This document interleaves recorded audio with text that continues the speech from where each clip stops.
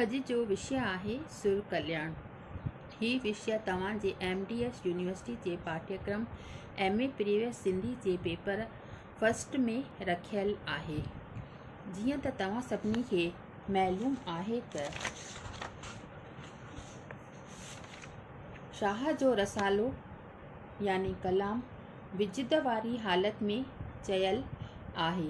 शाह साहिब जॾहिं उन हालत में ईंदो हो तॾहिं वेंदो हो शेर चवंदो जो संदसि फ़क़ीर बर वक़्त कलमबंद कंदा वेंदा हुआ। शाह साहिब जो कलाम संदसि सीरत जो आईनो आहे।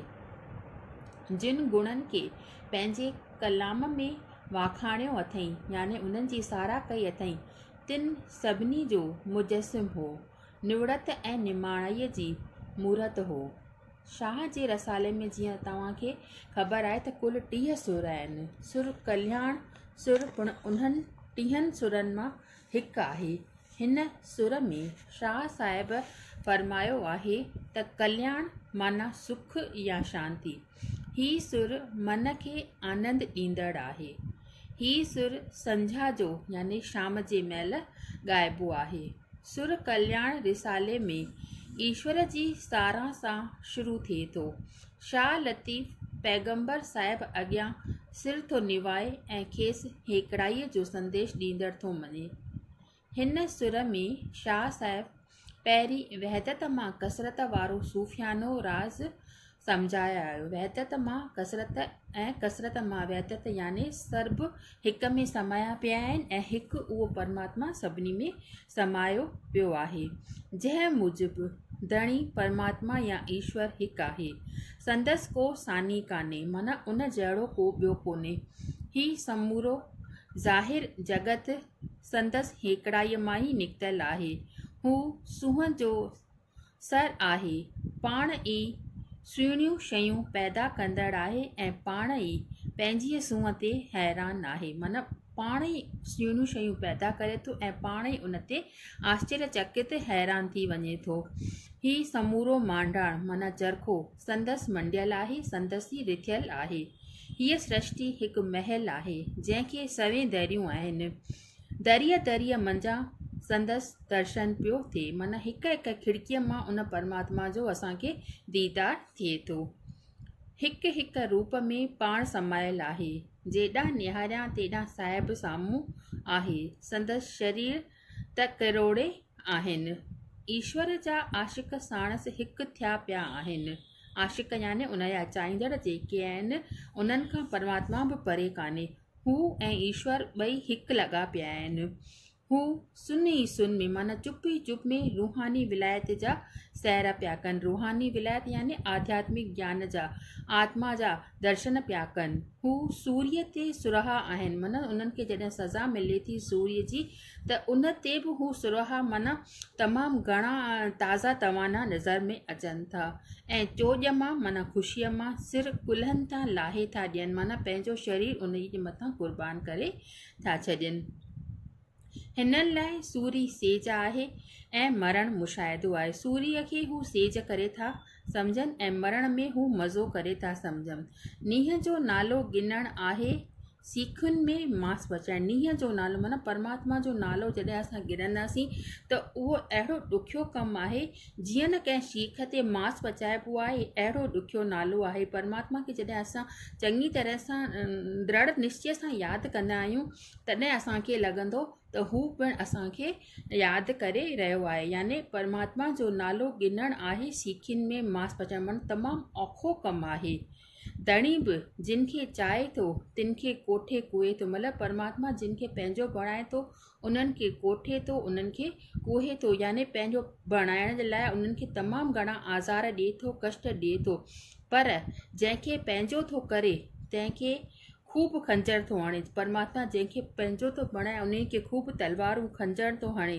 हू पंहिंजे आशिकनि सां कासाईअ वांगुरु कार थो करे। हू जिन जा परमात्मा जा जेके आशिक प्यारा आहिनि मोहबत जा जेके तमामु घणा मोहबत जा पुॼारी आहिनि उन्हनि खे कासाईअ वांगुरु जीअं कासाई पंहिंजे ॿकर खे वटींदो आहे अहिड़ी तरह सां परमात्मा बि पंहिंजे प्यारनि खे कासाईअ वारी कार करे थो, उन्हनि वारी रीति करे थो। शाह मुर्शद या गुरुअ खे कासाईअ जो रूप ॾेई वरी कलाल जो रूप थो ॾिए। शाह मुर्शद या गुरुअ खे माना मुर्शद या गुरुअ खे कासाईअ जो रूप ॾिए थो हिकु तरफ़, त ॿिए तरफ़ वरी कलाल जो रूप ॾिए थो, यानी कलाल यानी जेको शराब विकिणंदो आहे। संदसि शराब ज़हर जहिड़ो कातिल ऐं टू हिकु कौड़ी वनस्पति जेका जड़ी बूटी थींदी आहे उन जहिड़ो आहे, जहिड़ो कौड़ो आहे, पर आशिक़ सिर ॾेई उन जी सुर्की था वठनि। जिन जे बाग़ में लिखियलु आहे तिनखे ई उन जी सुर्की मिले थी।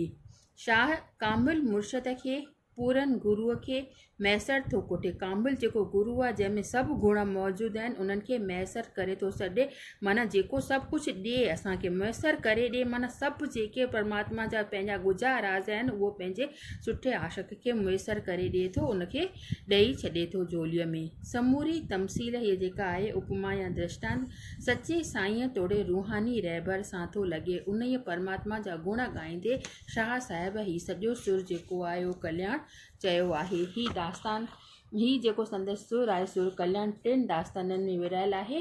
पहिरियों दास्तान आहे उन जी जेको थोरे में बयानु आहे उहो मां तव्हांजे अॻियां पेश कयां थी, त उहो ही आहे त सारा हिकु धणीअ जी जुगाए जो ॿिन्ही जहाननि जो वाली आहे। उन धणीअ जी असांखे सारा करणु खपे जो ॿिन्ही जहाननि जो, हिन लोक जो तोड़े हुन लोक जो जानी आहे, जहाननि जो वाली आहे, माना ख़ुदि ई परमात्मा आहे, वाली आहे, असांखे पालींदड़ आहे ऐं जंहिंजो सानी ॿियो कोन्हे ऐं उन जहिड़ो ॿियो को बि हिन दुनिया में कोन्हे। जे संदसि हिकिड़ाईअ खे मञनि था, जे संदसि हिकु रूप खे मञनि था, से कॾहिं बि राह तां थिड़नि नथा, उहो पंहिंजे कॾहिं बि मक़सद तां थिड़ंदा कान, उतां टगमगाईंदा कीन ऐं खेनि को बि ॾुख नथो थिए। सॼी ॼाण वारा साहिब हमेशह सुन में था गारिन ऐं सारो वक़्तु रूहानी देश जो सैर पिया कनि। हीअ समूरी कसरत माना घणाई जेका आहे हेकड़ाईअ में पैदा थी आहे। जीअं पहिरीं बि पढ़ी आयासीं पाण अॻियां त हीअ सॼी जेका सृष्टि आहे उहा कसरत में आहे ऐं सॼी कसरत जेका आहे उहा हिक ई में समाई पई आहे। कसरत मां वहदत, वहदत मां कसरत, माना one in all and all in one जो नज़रियो लॻो पियो आहे। हीअ समूरो मांडाण उन हिक जो महल आहे जंहिंखे सैंसे दरियूं आहिनि। महल त हिकु आहे पर उन में दरियूं जेके आहिनि उहे इलाही आहिनि। दरीअ दरीअ मां हिकु ई दिलबर जो दीदार थो पसे।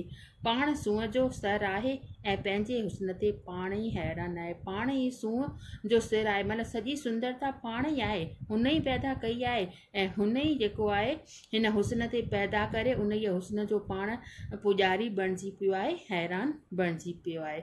चवे थो त अवल अल्लाह अलीम अल्लाह आलम जो धणी, कादर पंहिंजी कुदरत से क़ाइम आहे क़दीम, वाली वाहिद वहदह राज़िक रब रहीम, सो सारा सचो धणी चए हमद हकीम, करे पाण करीम जोड़ूं जोड़ जहान जूं। यानी हिन जो अर्थ मां तव्हांखे ॿुधायां थी। हीअ आहे त पहिरियों नालो माना साईं जो, ईश्वर जो, जो सभु कुझु ॼाणंदड़, सभ खां वॾो ऐं सारे संसार जो मालिक आहे। हू सघारो पंहिंजे ई सघ माना समर्थी ऐं शक्तीअ सां असुल खां मौजूदु आहे। ईश्वर सभ खां अॻाटो आहे। हू जग जो मालिक स्वामी आहे। हू हिकु आहे ऐं सभिनी जो पालींदड़ ऐं बाज़ारो पिणु आहे। उन ई सचे साईं जी सारा ॻाए ऐं ॾाहे साहिब जी वाखाण सारा कर। परमात्मा महर भरियो पंहिंजी कारीगरीअ सां सारे संसार जो जिनसार माना सिंगार ठाठूअ थो जोड़े। त याने चवण जो मतिलबु इहो ई आहे त असांखे उन ई हिक जा ई गुण ॻाइणु घुरिजनि ऐं उन ई हिक में ई पंहिंजो पाण खे गुम करे छॾणु घुरिजे, तॾहिं ई परमात्मा असांखे पंहिंजो बणाईंदो। नेक्स्ट आहे त वहद लाशिक लह जन उतो ई ईमान, तिन मञियो मोहम्मद कारणी कल्ब साण लिसान, उहे फाइक में फरमान अवतड़ कहन ओलिया। याने हिन में शाह साहिब फरमायो आहे त जिन विश्वास सां ईअं चयो आहे त हू हिकु आहे ऐं को बि संदसि सानी नाहे, माना उहो परमात्मा हिकु आहे, उन जहिड़ो हिन संसार में ॿियो को बि कोन्हे, तिन दिलि तोड़े ज़बान सां ईश्वर खे मञियो आहे। जीअं दिलि तोड़े ज़बान सां, माना दिलि में त उन्हनि जे परमात्मा आहे ई आहे, पर ज़बान सां बि हर वक़्तु हू ईश्वर खे ई मञनि था। जो दुनिया जे पैदा थियण जो कारण आहे।